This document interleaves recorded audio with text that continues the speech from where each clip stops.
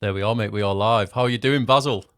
Yes, hello, mate. Yeah, I'm all right, mate. Good, nice weather is what I will say. I'm enjoying British summertime coming around because it's honestly a beautiful country this time of year. So yeah, Hi, mate. fantastic.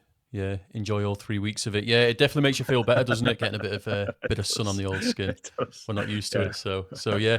You've been in a bit of you've been in a bit of mither today, haven't you? Or was it yesterday on No idea over what your you're ex talking account? about. No idea what you're talking about. I have no idea. That never happened. Yeah. By the way, You've been straight in with that as well. By the way, not even going to politics first. Reform have just sacked that Indian candidate, and you're going straight in with this. have they? Yeah, did you not say that this morning? Aaron Roy got No, I've sacked. not seen Yeah, that. yeah. For You'll have for to fill for us all in on that. for, Yeah. it was from what it's leaked WhatsApp messages from when he was in the Labour Party, and he Right. slagged off the England flag and said, "What if we're putting England flags up? Why aren't we allowed to put up Indian and Pakistani flags as well?" But of course, he thinks this because Wow. he's international, and obviously he doesn't like the England flag because he sees it as whatever far right or whatever.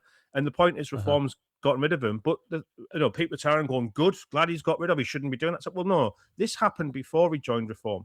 He should never have been Mm. in Reform. He's an Indian national and he ran a DEI football team. He should never have been there in the first place. But the truth is, once again, Nigel Farage just wanted to be able to turn around and shake a non-white man's hand on stage and say, "Look, we're not racist and we're pandering to the liberal establishment." So yeah, it was. I mean, I'm glad they've got rid of him. Don't get me wrong, but at Mm. the same time, it's like this is ridiculous. This shouldn't be happening in a supposedly British nationalist party. I mean, obviously, we could talk about the unionist stuff as well last night. If I don't know if you saw that about the separatists and reform, or do you want to get on Yeah, reform later? yeah, It's up yeah. to you. Well, I mean, I'm happy for this conversation to flow naturally, mate. I think what's interesting with reform at the minute, well, I say interesting, it's probably the wrong word, is how, and you've just said it yourself there, how happy they are to just pump anyone into the party that makes them look as least racist as possible. I mean, we know they're not racist, but they're trying to appease everyone at the moment, aren't they? And they're just trying to fill the party with as much, diversity as possible, you could call it. The issue is their vetting is shocking. It's abysmal. I know people Mhm. who've gone through their vetting. It's next to non-existent. I've just signed on the dotted line for Restore, and I went through my vetting a couple of weeks ago, and they got through it quickly. But mate, they go in depth on their Mhm. vetting, and Reform just don't seem to be doing it. And Well, I think it says a lot about a party who want to be the next the next leaders. They want to win the next general election, and they can't even get the basics right with vetting at the minute. yeah, no, and by the way, I would push back on the fact that they're racist. I don't think they're racist in the traditional sense, but what they Hmm. are racist for is they treat white people differently, like all the parties do, other than Restore Britain and a few smaller ones. They treat all white people differently to the way they treat foreign nationals and non-white people. I mean, for example, right, Reform brought in the what was his name? Let me just have a quick check. It was hang on. Sajjad Raja, right? They brought in this guy called Hmm. Sajjad Raja, right? I posted about at the time. He is the chair of a Kashmiri nationalist group, right? He literally is the chair of the Jammu Kashmir and Akai Tibeta group, right? Which is dedicated to Kashmiri independence and literally uses politics to influence as best well British politics to influence that area of the world's elections as best as possible, right? And organizers in Mm. Leeds, and it's all documented. And there's videos of him doing this, right? There's no way they would let a white candidate who stood up and said, I'm campaigning for something else that is a nationalist thing. They would stay away from that. They would turn around and say, well, that's far right. We can't, British nationalism or whatever. They would turn and say, whoa, whoa, whoa, that's way too far and all the rest of it. Maybe that's an extreme example, but my point still stands. If anyone was in one of these splinter groups where it sounded like you're agitating to subvert British politics to use it for your own ends, they would get rid of them if they were white. Now, what I'm Hmm. saying is nobody should be in the party who's doing that. I'm not saying let white people do that. I'm saying none of them should be. It should be for the purpose of Britain and the British people alone. But the point is they don't. They go, here's a nice brown man, and at the end of the day, it'll look good in the press and it'll look good on stage because they are pandering to the liberal establishment. And that's why they do it. So they do treat people differently based on that. I mean, Aaron Roy ran a DEI football team and he was allowed in the party. Imagine if it came out that a white candidate for reform was running an all white football team, no blacks or browns allowed. You think they'd let him stay in the party? Of course they wouldn't. Nigel Farage was up on stage shaking this guy's hand. It's Mm. ridiculous to turn around and say that they treat people exactly the same. They are part of the uni party blob. Now, don't get me wrong, right? Our country has changed so much in the last 30 years. The political climate, what you can and can't get away with, and so on. That I understand there will always be a level of this, right? I don't expect Restore Britain to be, whites only or whatever. And by the way, nor what I want it to be, right? Because it is a terrible look and it brings on terrible questions and all the rest of it. What I want is honestly the best candidates for the job who believe in the mission that is set out for that party. That's what I would expect from a party, right? So Restore Britain says, we are here for the British people, then that means it has to be British people or people who want British people to be, the majority of this country that has to stand for them. Okay. I get that. That's the world we live in now, right? Reform to turn around and take on foreign nationals while they also say they're going to take away the votes of foreign nationals is complete hypocrisy. That makes no sense to Mm. me whatsoever. You cannot justify that in any way, shape, or form. Even turning around and saying, look, we live in different times and all the rest of it. No, no, no, no, no. You are going to change the law on this, right? So how can you justify it? If the Green Party had a bunch of oil tycoons running for them, I'm sure people would say something similar. Do you know what I mean? Or if, Hmm. ultra capitalists were running for, I don't know, the Communist Party or something, you'd sit there and go, well, this is not what you want to change the world to our country to fit this new alignment, and yet you're going back on your own thing. So, like I said, I understand from a sense of practicality point of view, there are always issues around this stuff. But foreign nationals, there is just no excuse for it. Absolutely none whatsoever. And they've gone and done it. No. I mean, we've even seen there's that young lad. You'll know his name. I can't remember it off the top of my head. Um, he's currently here on as far as it's a student visa, and he's Yeah. standing as a candidate for reform. I mean, I think he's 17, 18 years old, something Ademo like that. Aduzaman, the guy from Bangladesh. Yeah. Arrived on a student visa. Blows Yeah. my mind. Yeah, What's he he's on a doing? student visa. First off, Like, right? Reform should be sat there going, we don't want foreign nationals coming en masse on student visas, particularly not from the third world area. I mean, they shouldn't be wanting this, but they don't care. They just don't mm, care about this stuff. So when we turn around and say, what about standards and principles? I mean, yesterday, 2 Labour Party councillors were rejected from Restore Britain. Fantastic, right? yes, I don't know what the yeah, vetting process was. I personally wouldn't say no Labour councillors ever, because there are in certain areas of the country, particularly like the northeast where I'm from, very culturally conservative Labour councillors who just had no other choice, shall we say, right? And look, you can argue the toss on that, and I'm not here to defend them at all. I'm just saying a blanket ban, I think, would be ridiculous, but that's okay, right? I think it should be on a case by case basis.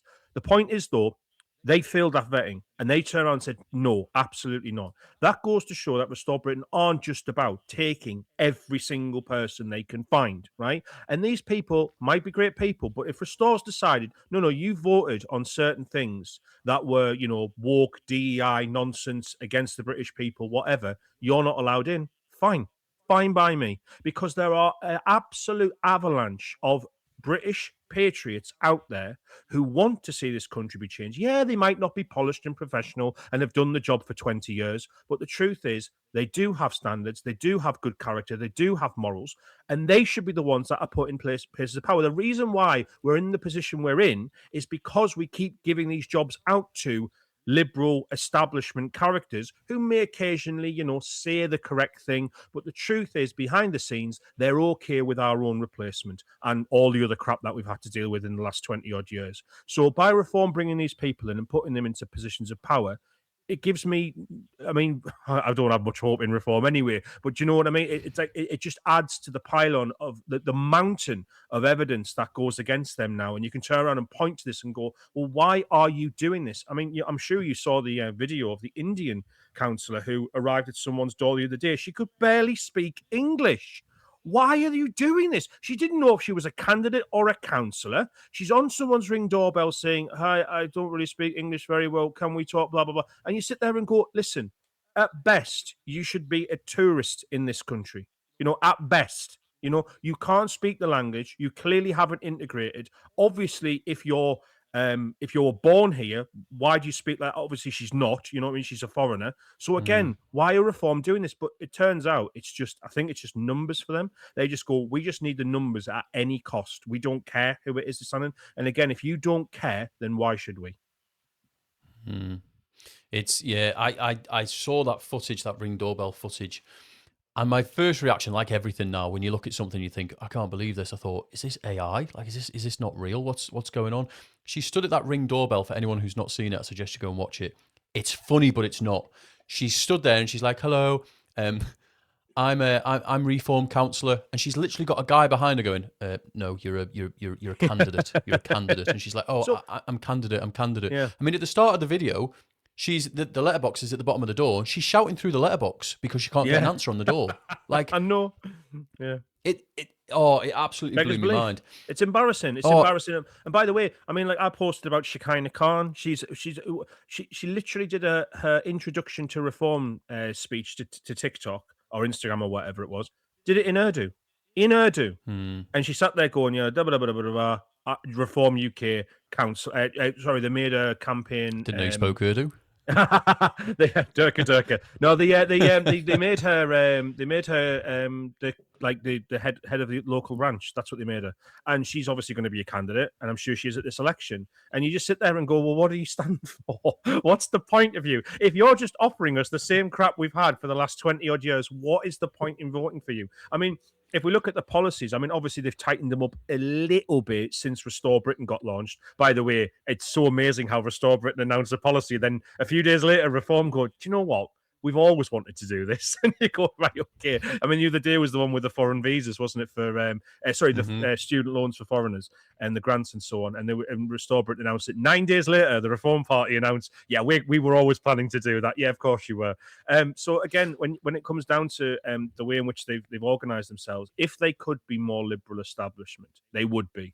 And again, I mean, the amount of times you speak to people, and I have done over the years, who are like, look, don't worry about it. I know Nigel. And Nigel's going to change when he gets into office. They're all going home. It's all going to change. And you just sit there and go, why would I bank on that? Why would I hope that and why also would I vote for a politician who's lying to everyone to try and get into office and then is going to change when he gets in there? Apparently, we just have to believe in him. Wink, wink. I mean, I literally got told off a reform. Guy very high up in reform once, and he said I was chatting to Lee Anderson, and Lee Anderson turned around and I said, Lee, what's going on with? And I think at the time it was the prison stuff. You know, they got a woman in there at charge who was she thought that some men should be in women's prisons, and he turned and said, I'm getting really worried about this and all the other stuff with reform. And Lee Anderson apparently, again, this is just allegedly, I don't know, I wasn't there, but turned around and said, don't worry, when we get in, this is all changing. And the guy was cool with that. yeah, And I'm like, why would you be comfortable with that? Why would you be comfortable with a politician saying to you, don't worry, we're just lying right now? It's no good. yeah. No, it's not. I mean, for years we said, didn't we? I mean, those of us who are on the so-called right, we said, we need our Trump. We need a British Trump to come and save us. And I feel, I mean, I've had so much stick. I've lost thousands of followers because I've publicly said, look, I don't trust reform. I don't like reform. Yeah, yeah. I don't trust Nigel Farage. And the backlash I've had because people are so tribal. But it's interesting how for so long people called out on our side of politics, if you like. They said, we need our Trump. And then in Rupert Lowe, I personally feel that that's kind of what we found now. It's a man who just says, I don't care. This is what I think. If you don't like it, go vote for someone else. If you do like it, vote for me. I love that approach. And I'm the same as you. I think, well, how can we really trust anyone who, as a politician, is willing to stand there and say, don't worry, I'm just lying for now so that I can get in, but it'll be much, much better once I am in. Believe me. Straight away, I think, no, I mean, I've had my own personal experiences with reform with Nigel Farage. I've spoke about it publicly many times, and all I ever get is backlash.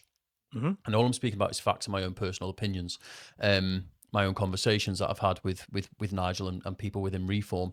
People are so tribal at the minute. We've got Kirsty over on Facebook. She's saying that none of the politicians are going to turn this around. It's too far gone. It'll be too late for Rupert. As brilliant as he is, the 2030 agenda has worked easily for the globalist lunatics. She goes on and on to basically say that we're too far gone. Do you think we're too far gone? What is it? We can't turn this around? No, absolutely not. As in, it's.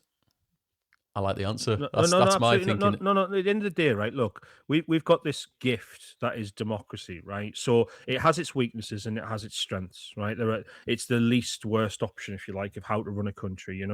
I'm sure you've all heard of the benevolent dictator. Well, that would be lovely, but not all dictators are benevolent, and sometimes they turn out to be absolute psychopaths more than anything else. So we have democracy to curtail the powers of people who can change our lives for the worse.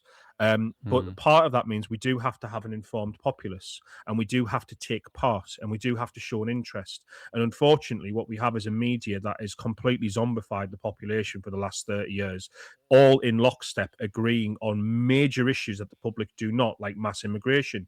Same with the political parties, by the way. I mean, it's abhorrent that we live in a world where until look, I'm not going to take reform on this one. Just until the last parliament, when there was no reform, right? It was just Tories, Labour, blah blah blah blah blah. If you looked at there was actually before the last election, there was 10 elected parties into Westminster. Okay, so all the big ones, and obviously the smaller Northern Ireland parties, right? 10 in total. Of them, right? Eight and a half, right? One being the DUP, the half being half the Conservatives. I'll give them that. Eight and a half all believe that men can become women, right? They all supported the trans nonsense. Eight and a half. Right now, you go down the street and find 10 people, and you will not get eight and a half out of 10 people, or 8 out of 10 people that believe that, right? It's absolutely absurd. Yet they all believe it in lockstep. And even if they don't believe it, they vote that way. Okay. Same with late term abortion. Where did that come from? 1% of people think it should be okay to abort the day before birth, yet they voted through, decriminalize that. Hmm. Where'd that come from? Assisted dying. Where did that come from? These are the things where you turn around and go, what are we doing here? They don't care. They do not care. And unfortunately, because people are so switched off, and I've seen it, and you're right, by the way. Matt Ford calls it the footballization of politics, and I agree. Where people just turn and go, "This is my team. I'll support them whether they're good or bad."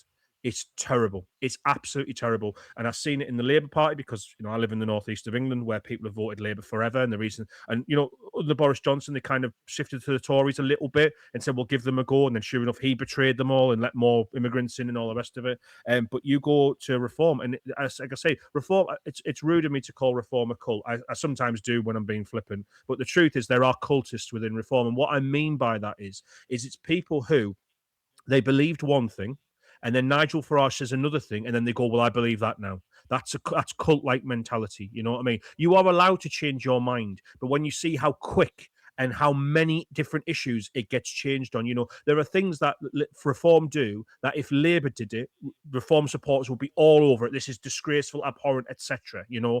Zia Yusuf's behaviour towards Rupert Law, for example, and the way that was all dealt with. But they don't do it when it's the other way around. When that, I can't remember her name, sorry, but when they appointed that kind of prison czar, do you remember the lady they brought out on stage? And they were talking, Yes. if you remember that I press can't remember her name. conference, and she was explaining, she was explaining that the basically that regarding the fact that some men should be in women's prisons, right, is what she said. And Nigel Farage actually agreed with her on stage. He turned around and went, "Yeah, it's not many though, is it? It's not many." You know what I mean? That kind of thing. But the truth is, that should never be the case. And Reform voters don't believe in that. But you went on Twitter that night, and there was literally people who had forever, and you could just go and look in the timelines. One I picked out, and 2 weeks earlier, she'd said, "Men are men, women are women, that can't change." And yet, there you go. Turned around on a dime and said, "No, I believe in that. It's okay in some situations." Anne Widdecombe was another one who turned around and all of a sudden and went, "Look, in certain situations, this is okay." No, it isn't. And it never was, Anne. And if Keir Starmer had said it, you would have been slagging him off. I'm sure you were. But because Nigel Farage said it, all of a sudden it's like, well, that's okay. Well, that's just losing your sandables. That's cult-like mentality. So, yeah. Yeah, we're seeing a lot of it. I mean, a lot of people at the moment, they simply, I think they don't want to see and hear what's actually being said. I mean, Nigel Farage has flip-flopped on so much, and I get that, there's an argument to be made that he's trying to adapt to the situation, and ultimately he just wants to get in, doesn't he, like everyone else. But the point I'm trying to make is he's flip-flopped constantly, and so many people say that, the likes of Advance UK, Restore, they need to, just get out the way and let Reform, sweep the next general election, which, I mean, looking at the Greens, I don't know if it's going to be as easy as that, but that's another conversation. People are expecting other parties to simply get out the way for Reform. And then I was speaking to Nick Buckley yesterday, and he made a very valid point, which is regardless of whether you support Restore or Advance starting up their parties and doing what they're doing, what they have been successful in doing already is putting pressure on Reform, because many times Nigel Farage has sort of, he's slowly undone. He came in, didn't he? And he was very pro sort of, pro-Britain, quite right-wing in his views. We're going to deport everyone. We'll get them all on boats. And then slowly, he started to kind of come back on it all. And I think what we have to give credit to Restore and Advance for so far is the fact that actually they've opened up an entirely new conversation. They've put pressure on Reform, and you said it yourself a couple of minutes ago. We've seen Restore put a policy out, and then Reform are like, oh God, and they see how popular that policy is. So Reform think, oh God, we need to adjust here. You know, we need to go more hardline. So I think so far what we're seeing is already these other parties that people are so quick to kind of bash and say they should just stay out of Reform's way. They're actually putting pressure on Reform. I think there is a shift. I think we are all becoming kind of more right wing. Those who were already on the right, who were very cautious of what they said publicly, are now, people are speaking out. People are starting to speak out more and more. I mean, this week we're even seeing it with them. I'm going to go to a clip in a moment. We're even seeing these institutions now, our police forces. There's a switch. So this week we saw it was yet another horrifying attack on our streets. There were 2 Jewish men who were seriously injured in Golders Green. They were stabbed, and the police, they've treated it now as a terrorist incident. Shock or surprise, it was one of our usual suspects. Now, we also saw footage of the police officers taking the suspect down, like very forcefully. It was a beautiful sight to see, as far as I'm concerned. I'll show the clip first for anyone who has been living under a rock this week and hasn't seen it.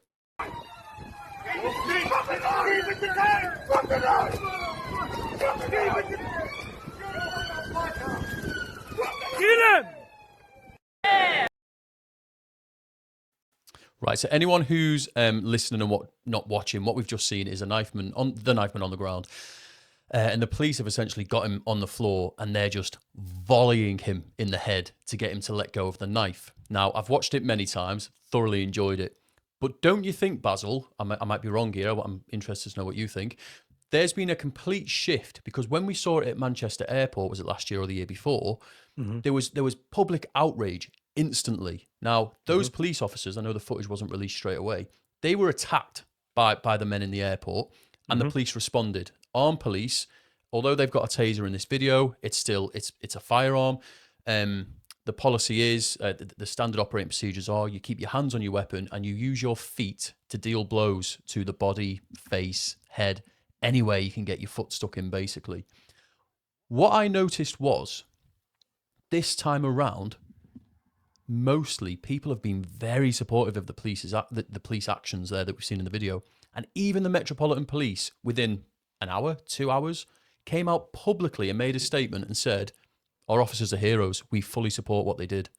So I think there is a shift occurring. It's happening slowly, but I think it is happening. What are your thoughts on the video, mate? On the Manchester attack, the problem there was, I think, the lack of information. People hadn't seen the other angles and the earlier CCTV footage, but I didn't care. I think when people are breaking the law and they're not, the police aren't there to have a laugh, right?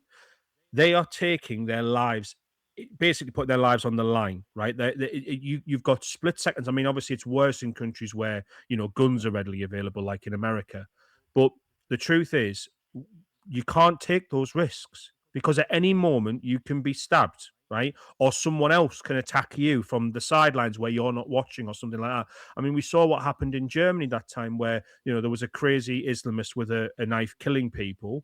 There was a citizen of the public was on top of him. The police officer pulled the citizen off him, and then the guy stabbed the police officer. You know what I mean? There comes a point when you're a police, you just have to disarm and get everybody to the ground and then work out what's gone on, because it's too unsafe. And again, the police are not messing about. I think there's a lot of people who comment on this stuff who've never been in a situation like that, never been punched in the face before, never been scared where they think they're going to get violently attacked, where their life's on the line. Do you know what I mean? And they've gone, this could get really... Sorry, go on. No, I was just going to say, we've actually got one of these absolute lunatics in the comment section on X saying, could have just kneeled on him, but each to their own. Sure, police training will be required behind closed doors. Now, I've said this publicly, right? I have done that training. I was in the army for 8 years, and I got deployed on op tempora. So I trained with the police for circumstances like this. Now, I've literally just said, 5 minutes ago, This is standard operating procedure. This is what you are supposed to do. This is Yeah, what the police have because been trained to do. why would you get You close to a do man not. who's got a knife? Yeah, Do you know let's what I just mean? kneel on him. He's Yeah, got a knife in exactly. his That's just hand, he's got a knife in his David. hand. Do you know what I mean? Even if he doesn't have a knife in his hand, if you think he's got a knife in his hand and you're shouting, "Show your hands," you know what I mean? It's not up for debate. The police are there to protect the public and get the job over and done with as quickly as possible. Neil, I think he's just on a troll, by the way. Kneel on his He arm. He is. I've said, just seen "Yeah, his yeah, comment, kneel yeah, on yeah, his yeah, yeah, arm. Yeah, yeah, yeah." nice one, Look, at David. You've got me the end of there. the end of the day, right? Look, at the end of the day, the police, like I say, they are not there to mess around. I've seen incidences of where, for instance, right? Remember that Chris Cabba? It was his name, the guy who got shot. He was a London gangster. Police officer shot him when he was.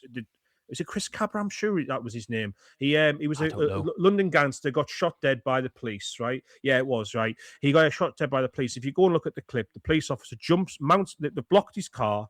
He jumps on the car. He shoots him in the face, right? And there was people going outraged by policeman got dragged through the court. I can't remember what the outcome of that was, but I wouldn't be surprised if the policeman resigned or whatever because he was so sick of all the rest, the hassle. Anyway, the point is, you should never be dragged through the courts, right? At the end of the day, Hmm. if when the police are telling you, armed police are telling you to stop the car, right? It's not stop the car if you fancy stopping it, right? Even if he'd done nothing wrong, right? The police have the authority. They are telling you stop the car, right? Now, if Chris Cabba didn't get shot, if the police officer didn't pull his gun and didn't shoot him and he got away, and then he drove high speed off and killed a family of five or whatever walking down the street, who would have been blamed? Do you think that police Hmm. officer would have been comfortable living with that for the rest of his life? I could have stopped that man, and I didn't. Turned out later, obviously, the outrage from different communities, as it was a black London man, you can imagine the outrage from certain people on the left and so on, saying, "Oh, another black man being killed." Whatever. Truth is, right? Later found out Chris Cabba was a gangster who'd murdered people himself in the past. Absolute scumbag, right? The world is better off without him. But the truth is, right? Again, when you look at the way in which the police are scrutinized to the nth degree, right? In an incredibly intense job where they are not paid amazing money considering what they put on the line, right? You can earn that Hmm. money doing jobs where you sit behind a desk and you do not put your life on the line. And then you consider the same with our armed forces and Keir Starmer taking them through the courts for the things they've done decades and decades ago. To me, again, I just think, well, look, if you want to complain about police officers acting like that in those situations, well, the politicians need to start answering why the police are in those situations in the first place. And the reason we're in those situations, as you heard yesterday, was because a Somalian Muslim went crazy and wants to kill Jewish people, right? So Hmm. unless I hear Keir Starmer saying we're going to curb the issues around Islam and the issues around migration, then shut the F up about the police. You've given them this job. They're just doing their best to deal with it. Yeah. And anyone watching this can go and Google this because it's kind of been put out, but it's not exactly front page news. But that particular man that they've got on the floor there had previously served 9 years. Do you know what he served 9 years for, Basil? What was You it? probably know. No, what was it? Stabbing a police officer. Oh, really? Well, there you go. Really, So there really. you go. Yeah, I didn't So know that. Yeah, yeah. I thought, because there was nothing really came out about this guy meaningful on the mainstream media, and then Dan Wootton actually mentioned it on his show last night, and I thought, no, surely not. And I've gone and googled it, and yeah, he did 9 years for stabbing a police officer. And people are saying, I mean, this guy was trolling, but we've seen it all over the internet. Police brutality. It's like, nah, shut up. I love the fact though. On the other side, there are so many of us now who, the moment it happened, we were just like, yeah, go on. That's what we want to see. Even Rupert Lowe, who literally wants to be our next prime minister, came out and said that he loved it. I think many people now are saying they're saying what they truly think and feel. I think we're losing our filter on kind of like on the right side. But free speech itself does still feel like it's under huge pressure in this country. So people are getting investigated or arrested even over things that they say online. People are going to jail for it. People have been arrested for silently praying outside clinics. And yet when extremists, jihadists or genuine terrorists are involved in anything, we often hear endless explanations about their mental health. The Met Police, who I've just praised for the way they back the officers, they very quickly came out and said, "Oh, he's got mental health issues," and we hear it all the time. Why do you think the state often appears harsher on people who speak out on the people who pose an actual physical threat, people who shouldn't even be here, quite frankly. And why do you think they protect the actual violent foreigners who are coming in, invaders? And why do you think we get demonized for speaking out on it? And why do you think the state is so soft on the people actually doing it? Well, why? Well, it's because usually the people who are speaking out about it are white people, and everyone feels comfortable, you know, having a go at white people. I mean, the state does in general. Do you know what I mean? It's like you can shit on white people as much as you want. Sorry, can you swear on this podcast? I do apologize if You you're can not just say allowed what you to. want, mate. It's, Yeah, it's yeah. free You can speech. shit on white people as much as you want, and I would love to say it wasn't a race thing, but it is. It's as simple as that. It's if you want to make a point about anything, you can turn around and say, "Well, white people are terrible, so we need to crack down on them." You saw what happened after the Southpaw, where there was outrage in the community. But look, you go to Hare Hills and the police run away. Do you know what I mean? Because that was Mm, migrant communities. They don't want to. They are so obsessed with not being seen as racist. They are so, and they also, by the way, they know that the Muslim communities are incredibly more violent than ours are, and they have weapons and all the rest of it. They know about this. We've seen the videos of them. Their police liaison officers telling, "Put your weapons in the mosque." We saw that after the Southport riots. That clip that went round. We know that. I mean, Tommy Robinson's talked about it for years. There's many other people who've spoke about it as well, where they said that the police know that if there's an issue, Muslims will kick off, Muslims will go mental, and we can't control the backlash from them. Whereas we can control our own British nationalist native population, because we're calmer, because we're less, destructive, whatever you want to put on it. Again, we've brought in millions upon millions of people from the third world, and then we're not willing to police them at all. We just hope that they won't go crazy. I mean, they're admitting by this that these people can act like absolute savages and barbarians, and the police are not mm, equipped to deal with it. By the way, this is the same with everything in our life. Our democratic system was designed with British people in mind. The idea that it would never be up for debate about loyalty to this country. You can have your different views, and we can all have our different. It didn't encounter, a system. It wasn't made in mind with a system of Muslim bloc voting. So that's why they can exploit it. It doesn't work. Same with our policing. Our police don't have guns because we were a relatively peaceful country. We didn't need mm, the guns for the police. And now all of a sudden we have armed police everywhere because there are terrorist incidents and alarms going off all the time. And the reason for that, as we all know, is the vast majority is Islamic terrorism. That's where it comes from. So do we need what you get some people like Sadiq Khan who say this is now part and parcel of living in a big city, and they turn around and say, well, we need to adapt to this new coming reality. No, we need to reverse this reality. We need to send these people home to their real homes where they belong and have our own country back. I remember Charlie Downs once put up a tweet, and it was something like, the best propaganda we have is just showing people what our country used to look like, and they absolutely should. mm, This is the best propaganda. You know what I mean? They should want that. People should look at that and go, "Oh my god, look how much more peaceful things were back then." And again, I mean, the propaganda is off the chain. It's the same with the advertising industry. Whenever you see something good, it'll usually be a mixed race couple, right? By the way, mixed race couples make up like less than 5% of all couples, right? But if you see something bad, like sexual harassment on the public transport or music being played loudly, it's always a white guy or a white woman in the advert. It yeah, always is. And it's because they feel comfortable turning around and doing that, but they don't feel comfortable blaming a minority for anything at all. And you look at the statistics and they bear out the complete opposite story. But these people, like I say, who, by the way, are in large white people who've got this inherent white guilt and feel terrible about what's gone on and all the rest of it in the past and stuff like that. And you just sit there and think, well, okay. I mean, look, perfect example. Do you know Peter Blexley, the London former police yes, officer? Yeah, Peter yeah, Blexley, right? Goes and talks to you all the time. Told a story once about how he was obviously head of a drugs unit, right? And every week he would put up on a board 10 dealers in their area of London, or maybe it was in London as a whole. I can't remember, right? And uh, obviously it was just there as a reminder to people: you see these faces, you arrest them on site, okay? Get them in your head, sort of thing. And the superior officer came to him and said, they're all black people. Can't have that. You need to go and find white criminals to put up there as well.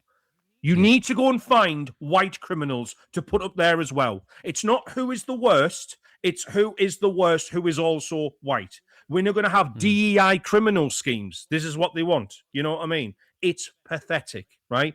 I just sit there and go, like, we need to snap out of this. This is insane. And I genuinely am like at a loss at how to get through to these people sometimes. But all you can do is bombard them with statistics and information and go, please snap out of it. Do you know what I mean? It's like they're in a trance. And the propaganda is part of it, the fact that, the BBC have literally, and I know the channels as well, have literally been pushing out pro migration propaganda for 30 years now. And it seeps into the veins of people. It's in the schools. It's everywhere. Growing up, I suffered from DEI schemes. I literally had I'm not going to go into them now, but I can name personal incidences where I was literally told, look, you're probably not going to get this because we've got a lot of white guys who've applied for the job or for the program or whatever. Do you know what I mean? And it's just, it's crap because you're like, well, what did I do wrong? Oh, sorry, I had the audacity to be born white in a white country. Yeah. Do you know what I mean? But it's not black and brown people that are doing this to us. It's other white people. So you sit there and go, well, where's this come from? Well, like I say, it comes from a collective mindset of leftist Marxist thinking. There is communists. Well, they and call it unfortunately, it's terrible. positive. They call it positive discrimination now, don't they? Yeah, it's and we are seeing. Like, they call it positive racism. Oh, it's against, do you know what I mean? yeah. Oh, it's against good white people. racism. No, that's positive discrimination. That one because you're white. Yeah, we've seen, mate. We've seen the NHS, police forces, councils, universities, you name it, publicly come out and say, if you're white, we're going to be putting your job application to the bottom of the pile because we need more BAME people. We need more black people. We need more Asians. We need more. No, you need the right person for the job. There is a reason why we are seeing now, I'll go back to the NHS, for example. We are seeing so much malpractice. We are seeing so many cock-ups, quite frankly. I took he was one at the time. We had to take him to A&E. Now, his temp was something stupid like 43. He couldn't keep fluids down. He was fitting. It was properly scary, mate, right? And we took him to A&E. And what we were greeted by was initially a jam-packed full A&E room full of people who, quite frankly, you could tell they hadn't been in the country 2 minutes. None of them were speaking English, right? So first of all, the A&E department was completely overrun. Then you get to the actual staff who, doctors, nurses, love them all. I think they're angels. However, in that A&E department, in the specialist children's department, there was an Eastern European nurse. There was an African. There was someone from the Middle East. They were all speaking broken English, and none of them could understand each other, to the point where another little girl next to us got given the wrong medication. She was triaged in the waiting area because there was no room to take her into the back and do it, so they did it there in front of everyone. This little girl was triaged and given the wrong medication because her name was something like Olivia, and the person who, the child that was supposed to get the medication was Oliver, and she ended up having a reaction to it, mate. Like, this is the reality of nuts DEI, and I get it, we've got, someone said 50,000 trained healthcare professionals now don't work in the NHS, like native to the UK.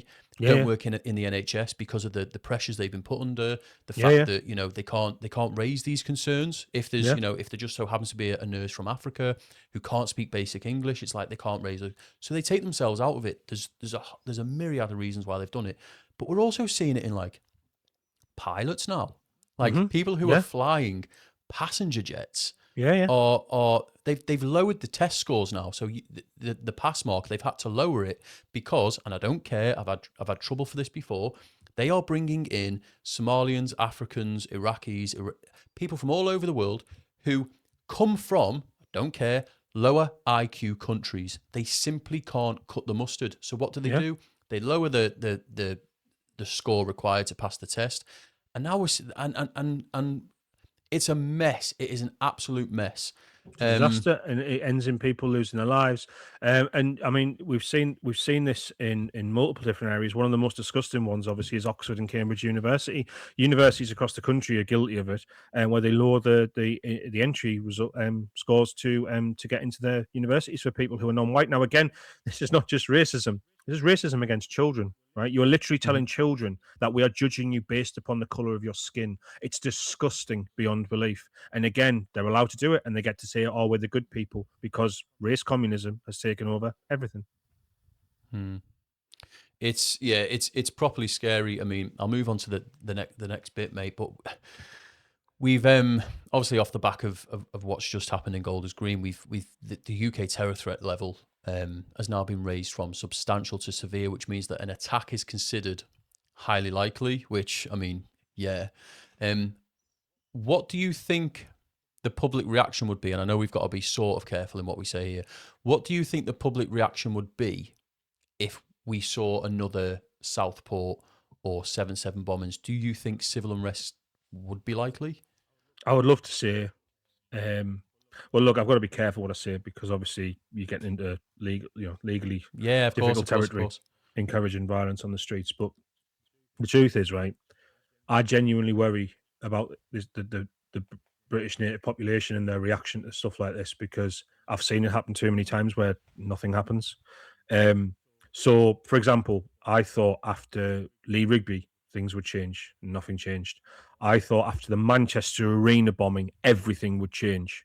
Nothing changed. You know, we sang a song and there was barely any kickback at all. I mean, there was none I can think of. I remember on Question Time that followed the incident in Manchester that there was a guy who came up on the in the audience and he held up a leaflet from a pamphlet from the Didsbury Mosque where this guy had been radicalized, and David Dimbleby at the time shot him down and just said, "Look, we're not interested." The pamphlet was saying, don't integrate with the British people; they're not us, sort of thing. You know, it's very different and all that. Just didn't want to know about it and shot it down and just said, "No, we're not." What they want is this performative outrage where people go, it's terrible and so on, but they won't mention what the problem is. I mean, today Mark Rowley's announced that we need a special Jewish police force to go to protect just Jewish people, and you sit there and We've got go, Shomrim though, haven't we? but why do we need this? Why is no one turning around and going, but why do we need this? Right? You know, when people turn around Should and just go, be why do the police. yeah, but Yeah. what people turn and go, why do we need a fire brigade? Because houses set on fire, right? Why do we need a police? Because there are criminals out there. Why do we need a specific Jewish police force? Can't say. You know what I mean? No one's willing to turn around and say, well, the Islamist problem in this country is out of control, or the Islamic problem, or the Islam problem. I don't mind what you call it, but the point is, it's a major problem that is out of control in this country, and it only ever comes when was the last time a Jewish person was knifed in the UK and it wasn't a Muslim who did it? Do you know what I mean? When was the Yeah. last time that happened? I mean, if you ask any community, by the way, Jews, Hindus, Sikhs, etc., they will all tell you the worst community in this country is the Muslims, right?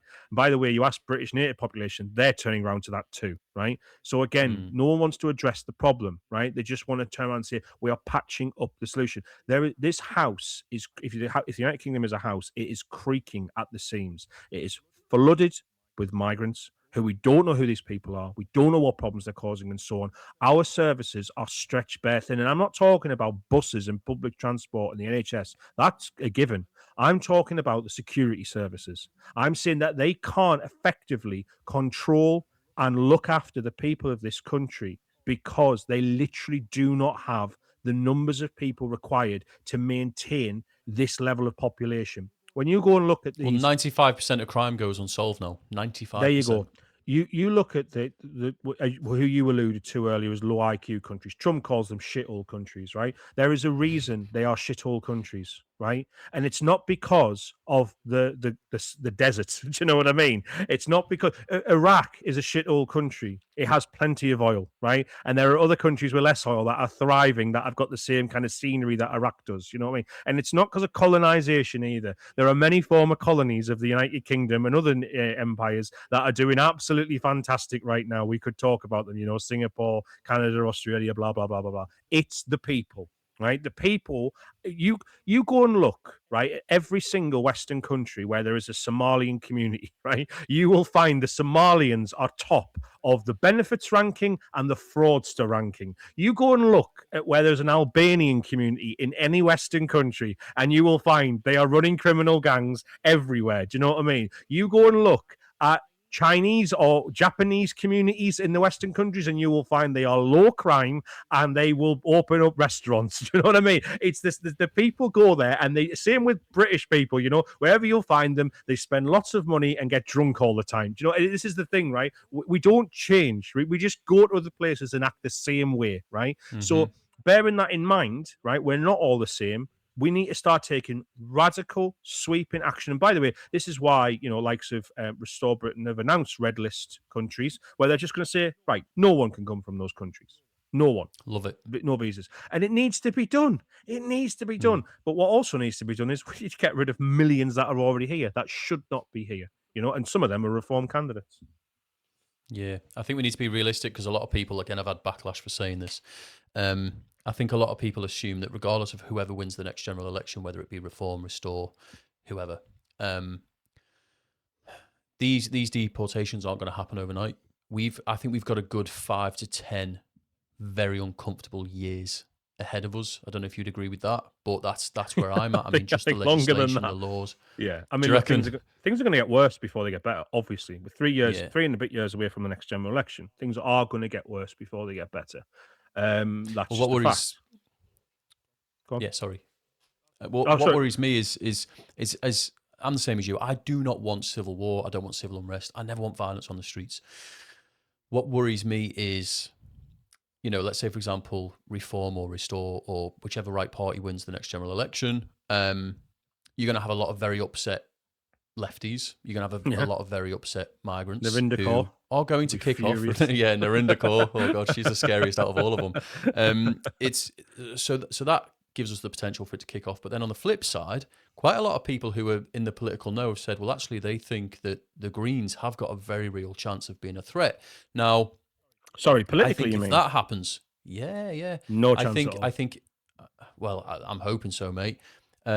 I personally think that they're screwed and they're just making things worse for themselves. I mean, Zach Palensky, he's an absolute, he's an idiot, isn't he? Let's talk about the Greens then, right? So let's just look at the Greens. I hear this a lot as well, right? I run X Spaces all the time. People say they're worried about the Greens taking over. Not going to happen.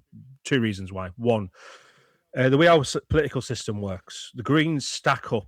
Their voter base is mainly migrants and crazy leftists, right? They tend to live in the same communities. They stack up votes. So the Greens will landslide constituencies in inner cities, but they will get no votes outside of those constituencies or not enough to win them, right? The way our system works is you need to have a spread of the vote across the country because if you win by 1 vote in a constituency, you win that constituency. If you win by 60,000 votes in a constituency, you win 1 MP. That's just the same. So win by 1, win by 60,000, it doesn't make a difference. It's 1 MP. And because the migrants do tend to live in enclaves, as we've spoken about before, where, they don't integrate, they live amongst their own, that means that those constituencies are just stacked full of migrants now, and so they vote for the 1 MP, right? So will they get more MP? Well, they've already got plenty of MPs. Will they might get more? Absolutely. But will they have enough to win? Absolutely not. Reason number 2, when you show people what Zach Polanski believes in, right, and the Green Party believe in, such as crazy things like legalizing all drugs, people get immediately turned off. Those are kitchen table issues. When it comes to the economy, people always cite the economy as the number 1 issue. Why? Because they feel like they have to. What they mean is they haven't got enough money in their pocket, and that's absolutely fine. But they don't understand how the economy works. I don't blame them. Most economists don't understand how the economy works. Neither do I, by the way. And I've researched it to death to try and work out how it works. But it's very, very, very I don't think complicated, anyone right? does. Yeah, I think it's too very complicated, right? But the truth is, right, when it comes down to kitchen table issues, and what I mean is those are issues you can speak to your wife, your husband, your children around those issues everyone can understand, right? All of a sudden, things that are not important become the most important issue. So, for example, the trans issue, right? You asked most people a few years ago, does trans bother you? And most people said no, right? They're not. If you're in a pub and you're a father or a mother and your daughter goes into a toilet and she's followed in by a man in a dress, all of a sudden that becomes the most important thing that's ever happened in your life because it's literally, I need to do something about this right now. All of a sudden you are all guns blazing, you know what I mean? Fired up. I don't want to say all guns. I know it sounds, someone will say that's being violent. I don't mean that. What I mean is you're all fired up. metaphorically speaking. Yeah. Yeah. You need to stop this problem, right? It's the same with migration, right? Most people who live in the shires and all the rest of it who've never experienced it, and then Operation Scatter happened, and all of a sudden it's the most important thing. We've got a migrant camp in our community, right? This is insane, right? And all of a sudden everyone's voting Reform or Restore or whatever, right? This is what happens over time. And again, as you throw these things in people's faces, they realize it. Now, Zach Polanski, most people are not like me, you, and even people who are listening to this right now. If you're listening to this right now, you are in 1% of the population who actually thinks politics is interesting, right? The rest of the community, society don't know about this stuff, right? Go and ask your family, wider family. They probably won't know either. But as they find things out, and they do tend to switch on around 6 weeks before the election when it starts, right? They will see that Zach Polanski thinks that legalizing all drugs is a good thing, and all of it, and open borders is a good thing. And people will go, well, that's too insane even for me to vote for. The reason why they say they're voting Green right now is because one, they don't know enough about it, but two, they want to put pressure on the Labour Party to bring them more left wing or whatever, right? The other reason I would just bring up as well, which I've just remembered, is Zach Polanski himself. And not enough is made of this, by the way. Zach Polanski is a con man, right? Real name David Polder. Changed his name just like all good con men do, right? And he remember he gets collectively known as the tit whisperer online, and the reason for that is he convinced women that there's a clip of this on BBC, by the way, so although he denies it now, there is a clip. I put it out myself, loads of other people have, of him on the BBC talking about this. He convinced women that he could use hypnotherapy to enlarge their breasts. Now, whenever this gets brought up, the audience laughs because someone said the word breast, and the BBC presenter or whatever turns on and goes, "Isn't that stupid? Yeah, yeah, whatever." Anyway, back onto the real issues. No, this is a real issue, and I'll tell you why. Because Zach Polanski, he targeted vulnerable, poor women, women who didn't feel adequate in their own bodies and couldn't afford breast implants, right? These are the people who he targeted to say, I can help you if you give me your hard-earned cash instead, right? That man is a disgrace and should be nowhere near politics. And if people make hay of issues like that and put the pressure on, he will be gone. But if they keep laughing it off as nothing, then he won't be. You have to press the issue and say, you are a con man. You preyed on vulnerable, poor women. The people who are voting for you, you preyed on them. You know what I mean? And not only that, Well, you they want to fill our societies with drugs. You want to fill our society with migrants. And between a combination of the three, you can get people to turn against the Green Party. But if they don't know about it, they can't do anything about it. Hmm. I often wonder where, because obviously he's called the Titty Whisperer, and I often wonder where that come from because I Well, think that was a the phrase that was hypnotherapy was him coined. talking to the tits. I Yeah, think yeah, that's where it no, comes from. I Yeah. get that. Yeah, yeah, yeah. No, what I mean is, I wouldn't even be surprised if it were the left who came up with that name to try and kind of play it down and make it as the Titty Whisperer. Like you're absolutely spot on, and I've seen it played down so many times where all right, yeah, but that's what he believed in. He believed that he could hypnotize people. No, you've just said it perfectly, mate. He preyed on vulnerable women, and I do not care. Any man who is willing to prey on anyone who's vulnerable is a disgrace. But anyone who's willing to prey on vulnerable women, on children, is as far as I'm concerned, the lowest of the low. Zach Polanski is incredibly dangerous. So many people overlook it.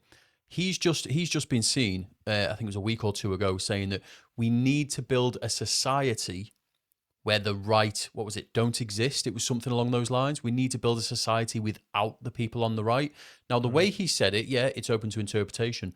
But actually, the more I've looked at it, mate, and the more I've looked into it, I think that's such a dangerous rhetoric to pump out onto the mainstream news that you want to build a society without a group of people. I think hmm he's far more dangerous than people realize. Yeah, yeah, yeah, absolutely. I agree. And like I said, I think you needs to be alerted to what he represents. But remember, the left don't have an alternative party right now. They have Labour and they have the Greens, right? And that's why people batter in between the two, and we go, "Well, you're insane. Whatever you vote for."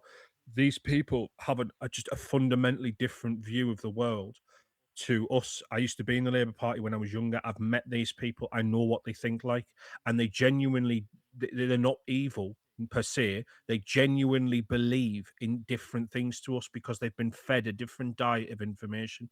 You can snap out of it, but it's really difficult to do. And so you have to give them something, a bridge to them to walk across. And I've said this before. I genuinely hope that Restore Britain does something like offers them an alternative because again you might turn around and go, well, we don't want lefties in the party or whatever. I'm saying these people are not dyed in the wool lefties. Many people start off on the left, and then as they get older and they experience life more and they start paying taxes and all the rest of it, understand that what they've been fed is false. We need to illuminate these to this. We need to enlighten these people, give them an alternative, and say it's okay to change your mind. You've got a mind. There's Mm, no problem with changing it, and hopefully that's what yeah. happens. Hopefully, I think we need people to be proactive, don't they, in their research. People need to. It's so important to not just dismiss another party because you've seen someone say, "Oh, they're right wing" or "they're left wing," but to actually look into their policies, go on their websites, give it a bit of a read. Like we're at a point now where I think we all need to kind of be educating ourselves, and we've all individually we've got a bit of work to do here. And I think having discussions like we're having now is so important because you might say something I disagree with, I might say something you disagree with. We can talk about it, we can have it out.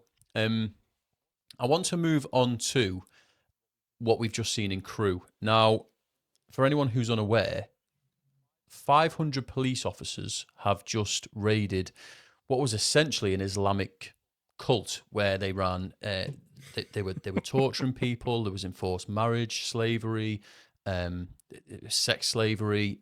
It was disgusting. Now, I actually work. A part of my work means that I drive through Crewe. I'm a HGV driver by trade, and I've got photos of these men who, and there are loads of them, mate, who are in Crewe, um, and they're walking around with army issue boots on. They're called Altbergs. They're the MOD brown Altbergs. So I've got some photos. I'm gonna be putting them out soon. Um, I'm gonna try and make as much noise about this as possible, um, because I've got images of these men, and they were taken a year, 2 years ago, Mhm. of them walking around in standard issue army, British Army equipment, essentially. So I'm going to be putting that out soon. But police did carry out a major operation involving 500 officers, wasn't it? There were armoured vehicles involved. And like I say, there were arrests linked to allegations of serious sexual offences, forced marriage, slavery.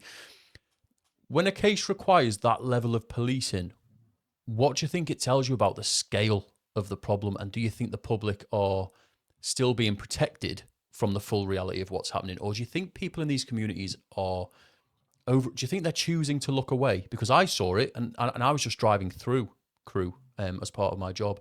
So why do you think there's been so little noise about it in the area itself? Well, it's a mixture of all three. Some people do like to live in a bubble of their own imagination and pretend this isn't going on. I mean, the whole red pilling thing is a real phenomenon. The idea, if anyone hasn't seen The Matrix, that, you take the blue pill, you go back to sleep, and you wake up the next day believing that all of this is false and you're happy in your own reality, right? Where you don't know the bad things that are going on. You take the red pill and you will reveal the truth. So you're not lying to yourself anymore, but the truth is horrible. Do you want to know it? Yeah, I mean, and this is what the media have for decades now fed us an unhealthy diet of just lies and pretended that this is Mm, not a problem. And anybody who thinks it's a problem is disgusting. And and to be ostracized, and they're a fascist and far right and all the rest of it. I mean, if anyone follows anything Tommy Robinson says, clearly this man is not a racist. He has people from everywhere. His rallies, he's got flags from all sorts of countries and all the rest of it. And yet, for decades, they just said racist, racist, racist, racist, racist, just to use as an example, right? There are many other people who have suffered a similar fate, right, but from the media. Trial by media has been awful, and they are responsible for a lot of this because they're so in lockstep with the same ideas. Same with the political parties; they all agree on something, and then that becomes the new norm. So that's one mm, side of it. People waking up, well, obviously some are. Some people do become radicalized. But as I said before, once the issue affects you directly, you can't ignore it anymore. Do you know what I mean? And people have first-hand experience of something, and they go, "This is out of control." But the idea that we've got 500 police officers, you'd think there's been, a major terrorist army on the streets, and there kind of was. But why is it going on in Crewe? I mean, what are we doing here? well, it's Again, going on everywhere, isn't it? it is It's going on everywhere, and everywhere. and Yeah. again, these jihadist camps, where they're practicing sexual slavery in Britain. I mean, just look at what happened in Leicester when it was revealed that they reckon it was as many as 10,000 slaves were working in factories there in Leicester. And you sit there and go, well, why is this? Well, wherever you look, it's migrant communities, and they're just bringing their Mm, culture with them. You know, and again, this liberal establishment viewpoint that, it's just basically, look, they'd cross the border and they turn into people like us. It's just absolute rubbish. And we left with the consequences of that. If these people lived in the nice, wealthy communities that the MPs do, it would be different, but they don't. And I mm, mean, I saw, for instance, Jess Phillips, who's, let's be honest, right, one of the best and biggest liars of the Labour Party, and has no problem pretending things aren't an issue and lying about and so on. But even with hers, her last campaign in 2024, she got the most vile abuse from this Islamist bloc that were running. I can't remember the guy's name. I can see his face, but he was a Islamist guy who was running, right, and against her, and he nearly beat her. And she got loads of abuse from them, right? And at her election, the announcement where she gets up on stage and says her speech, she could have turned around and said, and she literally said, the abuse I've received. I thought she's going to call it out. She's going to call it out. She said, from men. That's as best as she could go to, she from wouldn't have men, been right? allowed to. Yeah. Well, no, but the thing is, right? It's when do we turn around and go, I don't care if we're not allowed to? Like Rupert Lowe doesn't go, I don't care. I'm going to call it out. The truth is, Jess has played down lots of different issues like this. The Cologne sex attacks, the mass sex attacks across Germany that night, most of them been in Cologne on New Year's Day. And she turned around on Question Time and said, that's just like a Saturday night out in Birmingham. And you sat there going, but again, look, some people will just lie, cheat, and steal their way to get as many votes as possible, and they've got no morals or principles. But the point is that most people, I like to think, do have morals and principles. And when this gets thrown in their face, they will do the right thing. But the honest answer is, I don't know. And by the way, that terrifies me too. Yeah. Yeah. It is terrifying. I think. So, how would I word this? So, where I grew up, okay, and I think it's just part of our culture. Where I grew up on a council estate, and if someone was accused of offences involving sexual abuse, especially against vulnerable people, paedophilia, things like that, rape, they would be completely rejected by the community. Their houses would be smashed to bits, their windows would be put through, the house would be spray painted, all sorts. Yet in this instance, we'll use Crewe again, as the example. The Muslim community have come out in Crewe, and they're actually protesting now in support of the people who have been arrested. They're turning on the police. They're getting quite aggy. I've seen more footage this morning. What do you think that reveals? Because a lot of people say, well, it's not all Muslims, and yes, we know that, but what it is it's a whole community who you never hear them talking out against one another. Well, I mean, obviously, there's a reason for that. Look, I think, yeah, I mean, this is the thing where, what was her name? Brigitte, is it Bridget Gabriel? She said years ago she did the speech about how the majority are irrelevant, and she was saying how someone made it. It was around the time of Benghazi. This was decades ago now. There was someone making the Muslim woman was complaining about Benghazi and the issue that happened in Benghazi. And if you remember that, anyway, I'm not going to go into it. Point is, Bridget Gabriel turned around in response and did this amazing speech. And if you haven't seen it, you all should see it, where she pointed out how you can turn around and say, well, it's only 20% of the Muslim population that believe that violence is justifiable or whatever. But the 80% don't do anything about it. They're cool with it. You know what I mean? They just shrug their shoulders and go, well, if that happens, it happens. And she brings up loads of evidence throughout history and examples where she talks about how the Nazi party was only, 15% of the population. And I'm paraphrasing here, but the Japanese imperial and Chinese imperial and communists and what they've done, and tiny percentages of people. When you've got a rest of a population that sit by and just shrug their shoulders and go, I just don't want to get involved, they will take Mm, control and they will do things. And again, if you look at the way in which the Islamist population in this country has grown substantially because we've just imported them basically, and we turn and go, but there's loads of peaceful Muslims. Doesn't matter. The peaceful Muslims aren't going to stop this. They hide amongst the peaceful Muslims and then they become the violent Muslims. And again, the peaceful Muslims don't turn and go, well, I don't want this in my country. They go, well, that's Islam. Yeah, okay, this happens. Do you know what I mean? And it's like, and they go, well, mm, it's like, a fatwa on Salman Rushdie. Well, he probably had it coming. That's the way they look at it. I wouldn't do it. I wouldn't do it. By the way, mm, I had one of the most disturbing examples of this in my entire life was in my previous job. And I was chatting to a friend of ours who literally had come to the pub every single weekend with us. Right, didn't drink, Muslim guy, but drank water or whatever or pop. But he come to the pub with us every week. You would not think there was a problem with this guy. He was just completely normal guy, right? And one week he was talking about, because he newborn child, about 6 months old at this point, and we were talking about the fact that because he had an English wife, will he be raised? I don't know how it came up. Will he be raised a Muslim, or will he be allowed to choose his own thing? Oh, he'll definitely be raised a Muslim. All right, okay, then right, okay, so he'll be raised a Muslim, and then I can't remember who brought it up, but someone said something like, isn't it apostasy to leave Islam though? So what if he wants to leave Islam? And he said, well, that would never happen. We said, yeah, but the Mm. punishment is death, isn't it? Right? He said, well, that's just never going to happen. Never going to happen. Yeah, but what if it did happen? And you know what he turned around and said? Well, look, I wouldn't carry it out, but if someone else did, that is what Allah wills. His own son, his baby son, Wow. he's talking about. And we were all, I mean, honestly, I swear that story's true. We were all absolutely flabbergasted that someone would say this. We knew this guy. This wasn't a guy who was like, oh, that guy's a hardcore Muslim. He just walked among us like it was worked with us, no problem at all. And we were all just like, oh my God. And you just sit there and go, how can you say this? But this is what they believe. So what are we doing here? You know, we didn't used to have these problems. Now we do. What do you want to do about it? Well, I'll tell you what I want to do about it. I want to go back to when we didn't have these problems. What do you want to do? More police, more security? Well, you're going to get more terrorism. This is just the reality of the situation that we live in. So make your choice, and I've had this conversation a lot of times with people where we talked about mass deportations, and people said, "Oh, well, if you just deport, the bad ones, that'll be fine." Okay, go and find the bad ones. Do you know what I Mm. mean? It's not about the people who will commit violence. It is the culture. The culture will always eventually give way to men who will commit violence. Boys become men, men commit the violence. It will always give way to that when you're not teaching them anything different.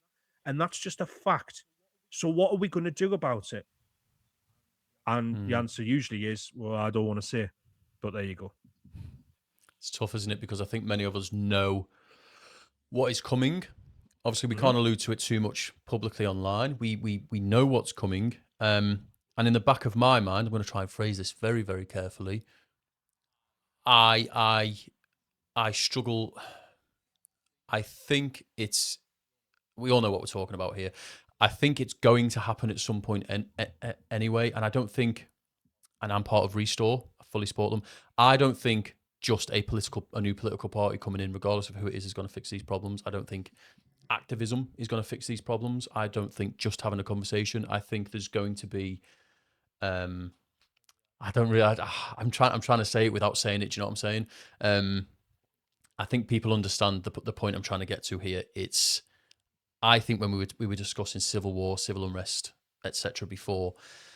Sadly, I think we're getting closer and closer to it every single day, and it's so Well, scary. It is so scary. you were discussing that. I wasn't discussing that, Mr. Police Officer. Please, Oh yeah, please. nice one. Yeah. Listen, do you think we'll ever get to see your face? No. Why on earth would I There do you go. that? Thanks for watching, everyone. Believe me, I've had so many offers to go on to GB News and Talk TV and the podcasts, Dan Wootton, all that kind of stuff. And people have said, we would like to maybe have you on sometime. You have to go on camera. Absolutely not interested. Why would I do that? For what end would I do it? Do you know what I mean? I've had so many death threats and people attempting to find out who I am and lies said about me and just crap in my life. And people who, when I was first starting off, I used to talk more about my personal life and my family and stuff and things I've gone through. And people just use it to absolutely ruin you. And now, look, the truth is, you either collapse or you get a tougher skin. I've managed to get a tougher skin because I wasn't used to this. You know what I mean? The kind of crap I've had thrown at me Mm, online. Now I just laugh it off. I don't care at all. Do you know what I mean? I sleep like a baby. But I used to really think, oh my God, like what's you know what I mean? All the rest of it. And you just think, well, how would putting my face on camera? I mean, look, would I earn more money as a result? Yeah, probably, because I would go and do more things. But I'm not just mm, doing this purely for fucking money. If I wanted to do things purely for money, I would go and do something else. Do you know what I mean? I didn't set out one day. That's another thing. I didn't set out one day and go, right, I'm going to become a thing on Twitter. You can't do that. It happens by accident. Do you know what I mean? I didn't know that I would host popular X Spaces. I never knew that I'd never done them before. You just do this, and then sometimes it takes off, and sometimes it doesn't. Do you know what I mean? And obviously, because people online just want to for some people just the thing is, I've said this for a long time. People say, "Oh, people are fake online." They're not. They're real online. People are fake in real life is what they are, right? They tell you they're because they think they can get away with it online, so they do the real things online. You find out just how. I mean, if you think about it, right? Approximately 1% of the world are like psychopaths, sociopaths, right? Then think about how many people you interact with online. Well, it's over 100 a day. So you're interacting with people with these tendencies, people who are narcissists, who have got personality disorders and all the rest of it. And I've seen the worst side of it. And you try to stay away from them, but you can't. Sometimes people are just crazy. And you just sit there and think, why on earth would I bring that on my family and my friends by putting out my, Yeah. You see what happened to Connor Tomlinson recently, where the police arrived at his address. Why? They said he'd been Yes. beating up his wife. Of course he hadn't been beating up his wife. Connor's a lovely guy, and I'm sure his wife's lovely as well. And it was all just made up, right? But he still got it. Why? Because he put his face out there, and people know who he is, and therefore they can put these reports in against him. When it come down to a friend of mine, I'll say his name, Charlie Sansom. Charlie Sansom, good, really great guy. Get along with him great. Used to wind me up all the time about it and say, "Oh, the anonymous mouse online, blah blah blah blah blah." Now turns out to me and goes, "Baz, I see what you get. I 100% understand why you don't put your face out there." And you go, yeah. And people go, "Oh, it's because Twitter's a cesspit." Twitter's not a cesspit. The people in it are the cesspit. Do you know what I mean? It's the people. These people exist in this country too and around the world, right? Online, they feel they can do whatever they want. So you go, okay, fair enough. Now imagine would that be easier if I put my face out there? Absolutely not. Again, if I wanted to be famous, I'd be like the Stig. If I revealed my real face, people would go, "You're less famous now," because no one would know it. Do you know what I mean? It would be like they know me as this mouse character thing, right? And that's fine. I'm comfortable with my position. I've been asked to go on to Facebook and TikTok and Instagram and all the rest of it, but I don't do it. Why? Because we all know that if the police get in touch with them and say so someone said this person's committed a hate speech crime, in the past they've given out the details of that person. Whereas X are committed to the fact that they will see, unless there is a court order with a legitimate crime, we will not be giving out any details there. So and that's important to me. But I've got so many stories, but I've literally had people who come to me and say, this person, by the way, and then they've sent me like text messages or a clip or whatever of them talking, and they are committed to just getting you done. And you go, "What for?" And usually it's like content theft or something. Which again, I know you mentioned it at the start. Again, it's just ridiculous. You know what I mean? But you just go, what drives them? And honestly, what drives them? And this is the sad reality. A lot of it is just jealousy. A lot of it is jealousy. And I wish it wasn't the case. And that sounds very big-headed of me to say that, but I've just seen it too many times to not think it is otherwise. It's people who go, and by the way, I've heard other people say it about others too, and go, and you go, why? What? There's two types of jealousy in this world, right? There's the jealousy where you go, "I wish I had that thing." We all experience that. You go, "I wish I had what they had." And then there's the other jealousy where people go, "Well, I wish they didn't have what they've got." Do you know what I mean? And Yeah. that is really, really psychotic and twisted. But like I said, 1% of the population are fucking nuts. And think about how many people you interact with on Twitter on a daily basis, and you'll see they Well, exist.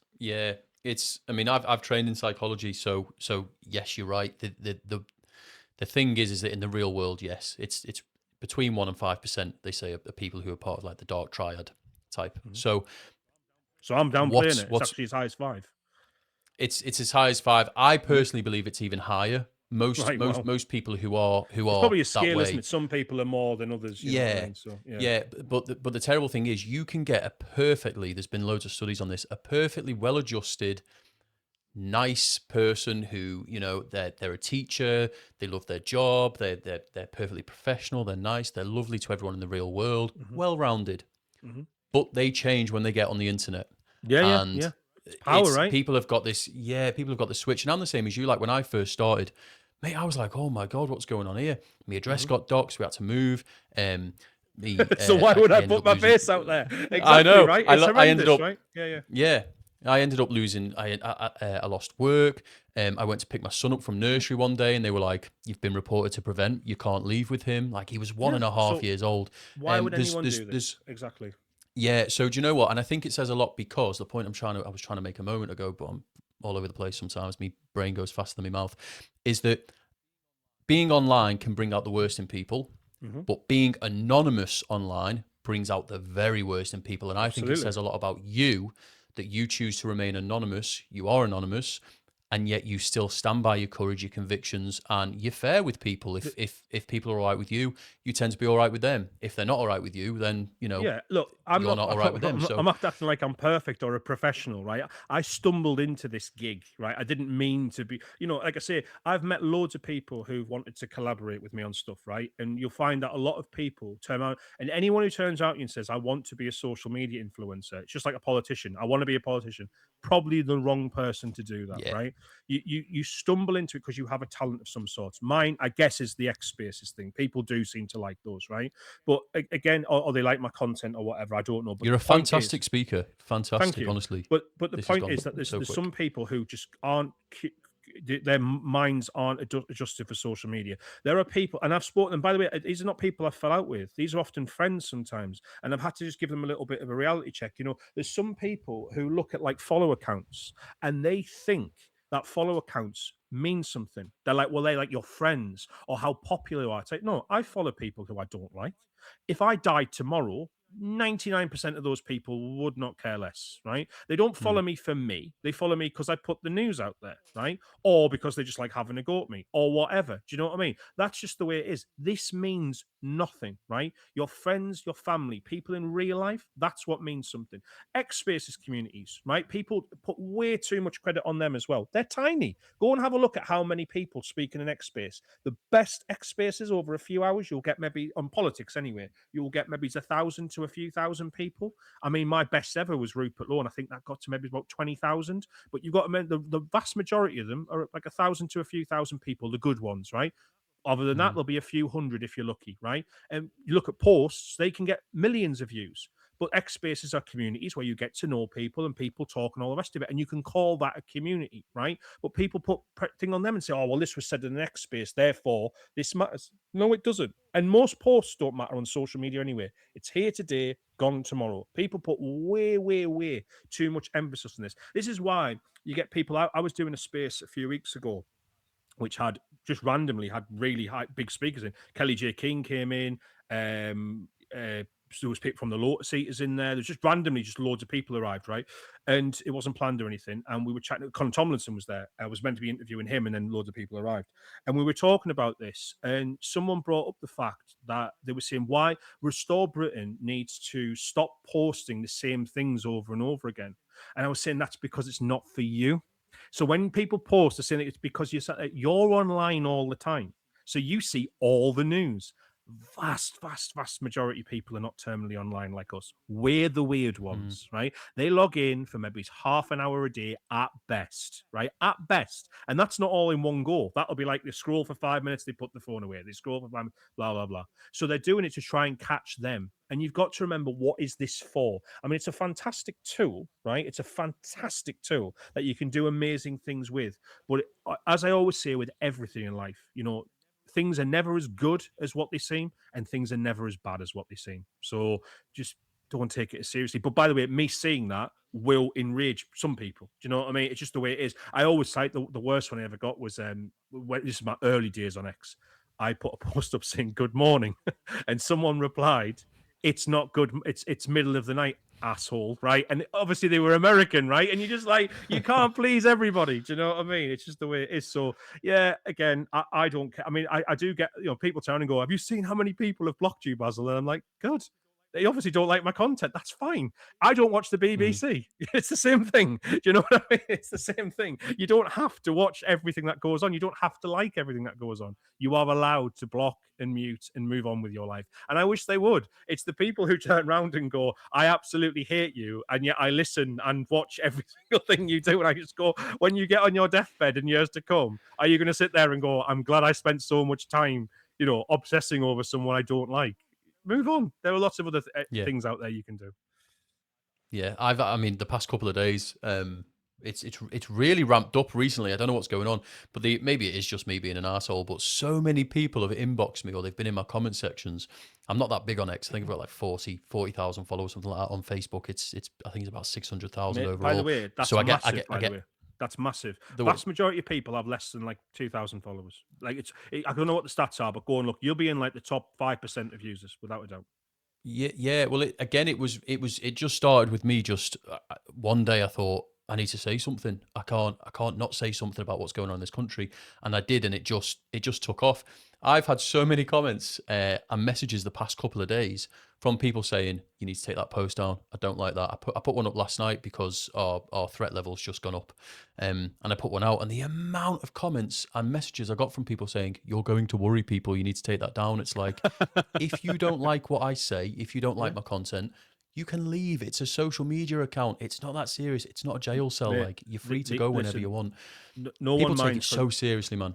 No one minds constructive criticism who's normal, but the truth is, what Yeah. you find is that there's a lot of people who who are arrogant enough to turn around and say to someone who's built like account your size and go, "I think this is how you should run your account." Do you know what I mean? Yeah, And it's just it's arrogance and entitlement. And you sit there. I mean, one of the worst ones I ever saw was Liam Tuff's. Now I love Liam Tuff's podcast. I think it's fantastic, right?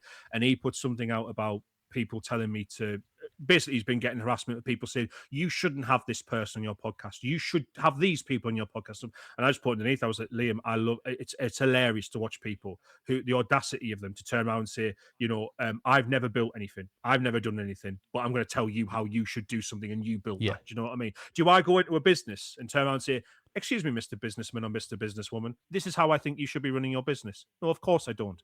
But on social media, because it's so accessible, they'll turn around and go, well, I think you should do this. I can't tell. I mean, you can imagine what my DMs are like. Do you know what I mean? Of people Oh, saying, you need to do this, you need to share this, you need to go up there, and it's like, do you know what? I'm fine, thanks. I'm yeah. fine You wouldn't doing walk into my- McDonald's and kick off at the staff because they ain't serving noodles, would you? Do you know Yeah, what I mean? You know exactly. what you're Yeah, getting yeah, when you yeah, go yeah, in yeah. there. But they Go feel to the the need to noodle on place if social you don't media. like it. I know better Yeah, than you. it's nuts. I know. Thank you so much for coming on. I'm going to jump off now because it's my friend's Is birthday. that it? I've got Right, to go and okay. get drunk. I'm looking at the time. I'm like, oh, the beer garden's calling. Yeah. So I just want to say, mate, thank you. You've been absolutely incredible, genuinely. A few, I can't believe people are asking me this. You're Basil the Great. People are saying, how can I follow Basil? So Basil is on X. I think your at is literally Basil the Great, isn't it? It is. Yeah. So head over to X. Just type in Basil the Great. Type in Basil. Just type in Baz. It'll be the first one that comes You'll up. It's see the huge. little logo. You'll see the little mouse AI picture. Yeah. By the His way, I little got mouse with his criticized for ears. that as well, right? Let me just explain that quickly, right? The mouse AI picture is because I originally had Basil the Great Mouse Detective as my picture. That's where the name comes from, by the way. It's not Basil the Uh-huh. Great. I don't think I'm great. It's meant to be Basil the Great Mouse Detective. I had that up, right, as the picture. And what happened was, when I got to about 20,000 followers, this was a long time ago, the Disney Corporation got in touch and were like, this account is talking about immigrants and you're using our picture. And to be fair, that is their content, right? So I had to change it to an AI one because then I knew it definitely wouldn't be anybody Oh, else's. so you're And notorious for this then, aren't you? You're yeah. notorious. If And Disney are I'm having to obviously get in touch, mate. yeah, and I'm obviously terrible at drawing, so I couldn't draw my own. So that's what it was. Yeah. Funny. Funny. I've even seen people kicking off because people have shared other people's content, but the content itself was AI. So it's like, what are you on Honestly, about, man? people just like to moan. It's They just funny. like to moan and whinge. Well, I'm going to go moan and bitch in a beer garden in about 20 minutes. So, Fair Basil, enough. thank you so much for coming on. No I've problem, mate. thoroughly enjoyed it. And yes, mate, I'll drop you a message after this. But thank you so much. And thank you to everyone listening, everyone tuning in. Please, before I go, I've been shouted at for not doing this. Spotify, Apple Music, all good streaming platforms, YouTube. Please head over there. The Richard Donaldson Show. Everything goes on there. There's already 3 episodes there with Lauren the Insider, Bruce Unfiltered, really amazing guests. So thank you so much for watching, and I'll see you in the next episode.